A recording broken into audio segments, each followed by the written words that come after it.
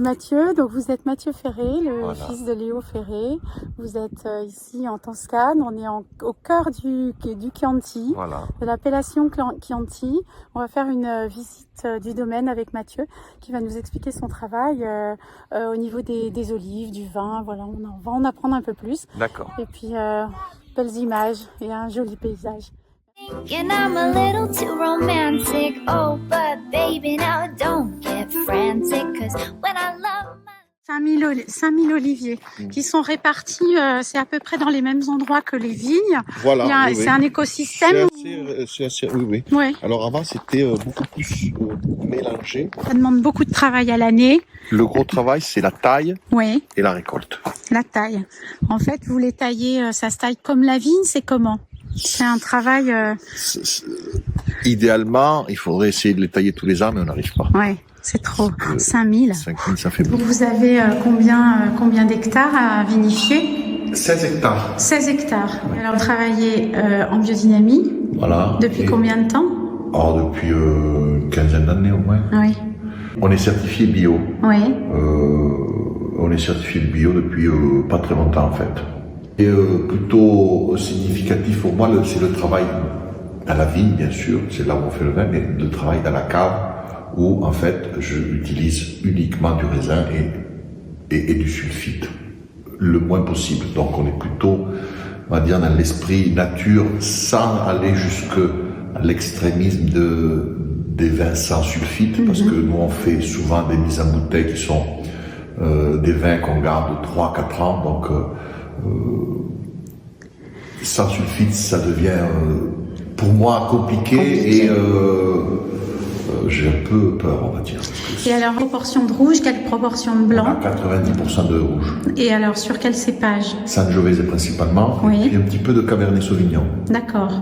Voilà. Qui est vraiment courant dans le secteur ou... Alors oui, il est assez courant. Il y en a qui ont du Cabernet Sauvignon, quelques-uns qui ont du Merlot, un tout petit peu de Syrah, mais pas grand-chose.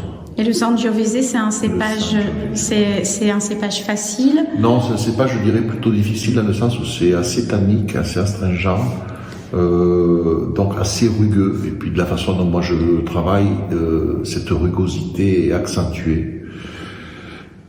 Donc c'est vrai que c'est peut-être pour ça aussi qu'on fait des commercialisations après, en général, 3-4 ans. Voilà, en moyenne, c'est ça.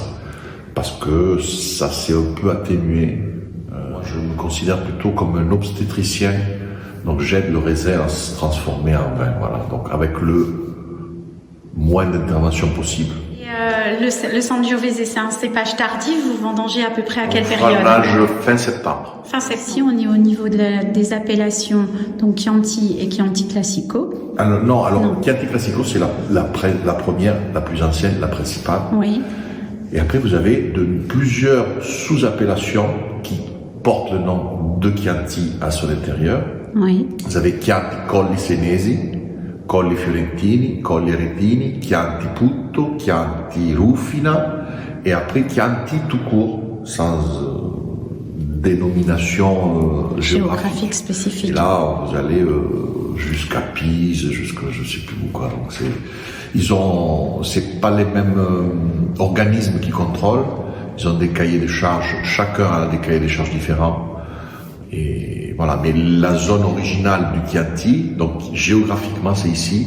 Donc ça s'appelle les collines du Chianti, Monti del Chianti, c'est ici.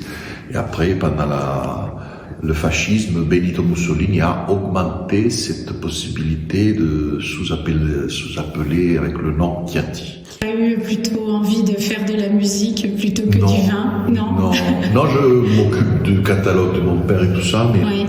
Et en fait, c'est lui qui vous a transmis cette passion pour le vin ou c'est venu en vivant lui, il a fait ici, il y avait un peu de vigne, il faisait le vin, enfin, il faisait pas lui, hein. Oui. Voilà, il était content d'avoir le vin de ses terres et tout ça. Oui.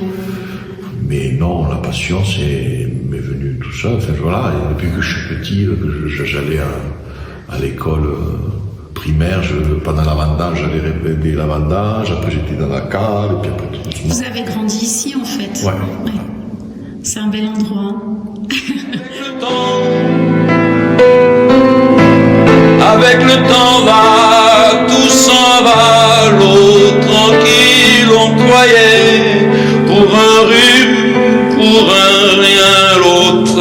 à qui l'on donnait du vent et des bijoux, pour qui l'on eût vendu son âme pour quelques sous, devant quoi l'on se traînait comme traînent les chiens.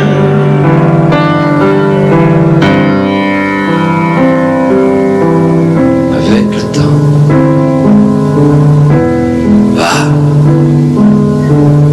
tout va bien.